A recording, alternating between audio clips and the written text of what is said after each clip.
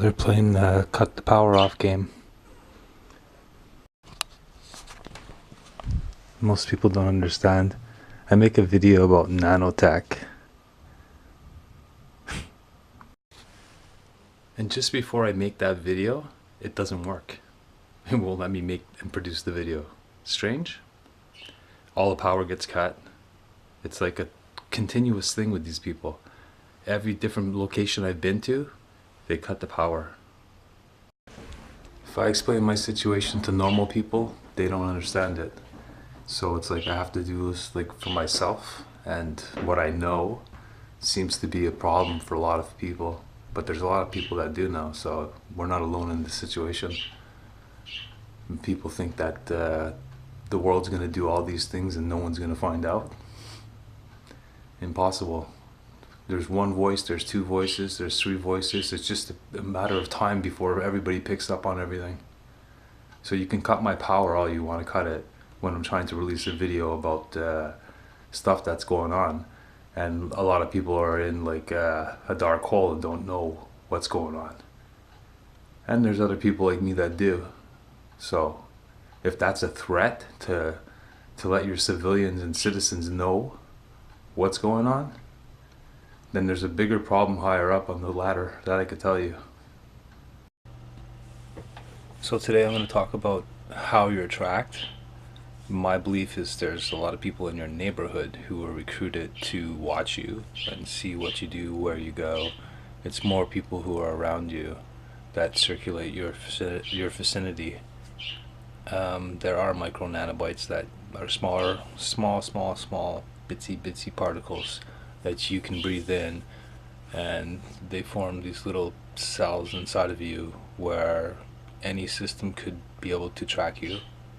This is like electronic kind of crap that they release in the air, and we're all pretty much put into a computer database, but that's nothing new. I mean, if you don't know, then that's a whole different story with the algorithms and yada yada yada.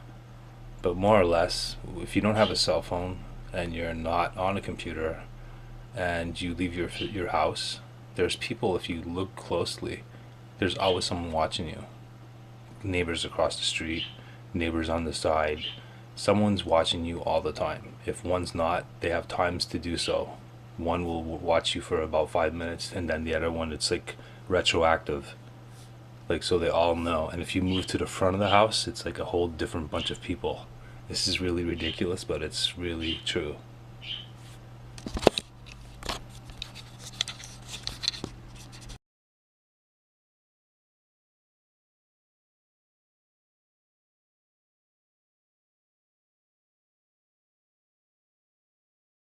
Nanoscale weather machines, some barely visible to the human eye.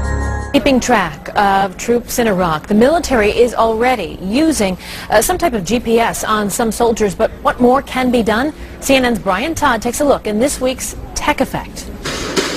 A relentless search for two missing American soldiers in Iraq.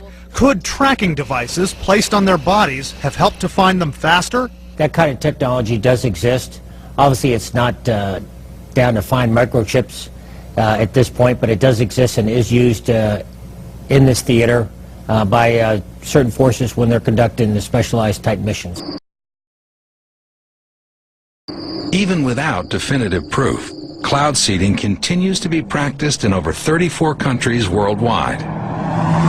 But silver iodide and dry ice nuclei are Stone Age technologies compared to today's higher tech particle payloads.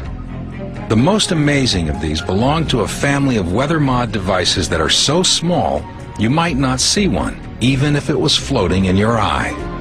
Ranging from the ultra-tiny to the nearly invisible, these are the revolutionary micro machines that will be the workhorses of any world weather control system.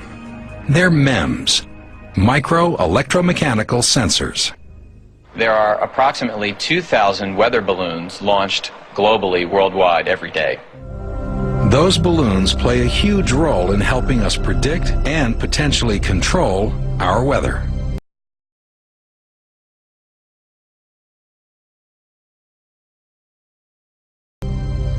But what if we could launch 10,000 weather balloons a day, or 10 million? That's exactly the theory behind GEMS. GEMS are global environmental MEMS sensors, a concept that we have come up with that deals with a massive wireless network of airborne probes. The idea is to release 10,000 or more of these dust-sized probes every day from airplanes, stratospheric platforms, or satellites. Like weather balloons, the probes would monitor weather information over every kilometer of the Earth's surface at a resolution that is today unheard of. We envisioned that the GEMS probe itself would have a bio-inspired design, something like a maple seed or a dandelion seed that actually incorporates the constructs of nature to achieve aerodynamics and buoyancy. With an ongoing stream of millions of measurements, the accuracy of our picture of the atmosphere could improve 1,000 times over. There's every reason to be optimistic that simply having more measurements of the atmosphere will lead to improved forecasts. It's also possible that the GEMS themselves could be made to play an active role in cloud dynamics. In effect, cloud seeding with 1 million microscopic computers. With 1 million microscopic computers. In effect, cloud seeding with 1 million microscopic computers. We could potentially use these very small devices either as cloud condensation nuclei to seed clouds the way that current weather modification is done, or potentially something even more futuristic would be to actually have the devices be active, where they could introduce some perturbation into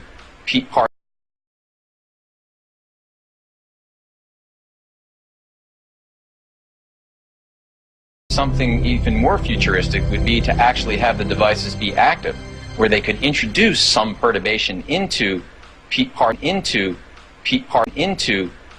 Something even more futuristic would be to actually have the devices be active, where they could introduce some perturbation into parts of the atmosphere to actually modify the weather.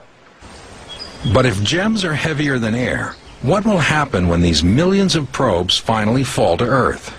When the GEMS probes land on the surface, either in the water or on the land, they would continue potentially to provide surface observations. But what about the ones that end up on your picnic table or in your hair?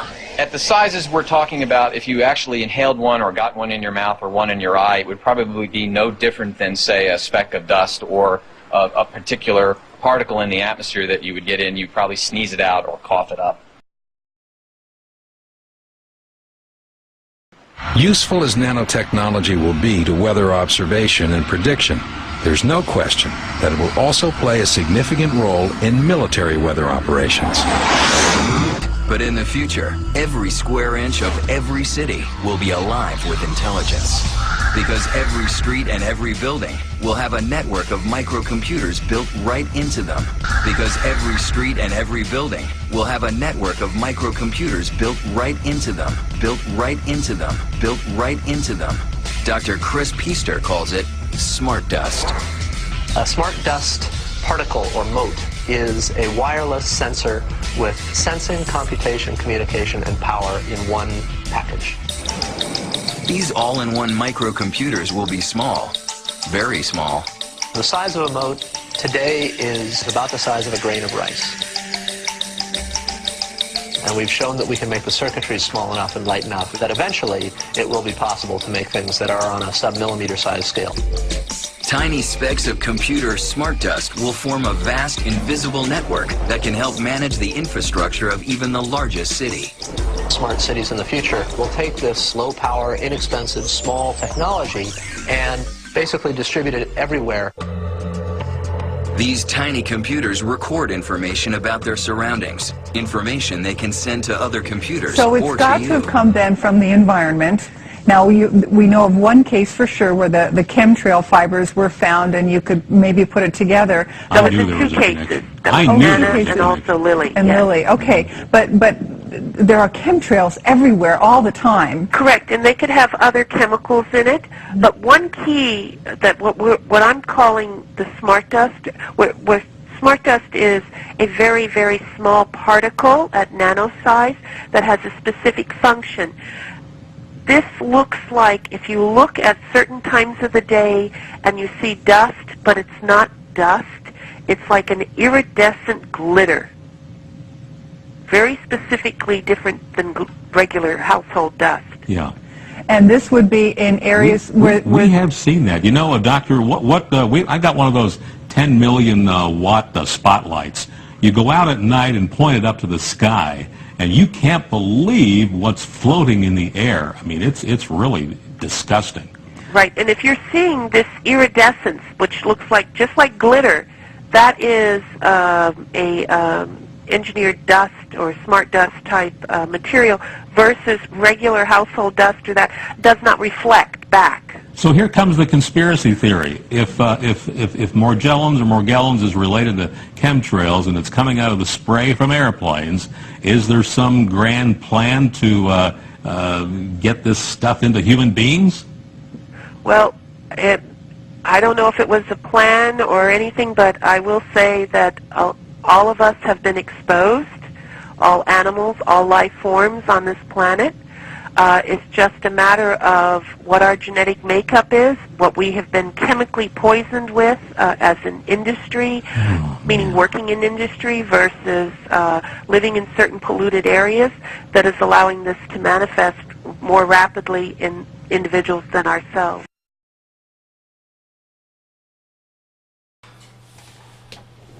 How to lessen your attacks?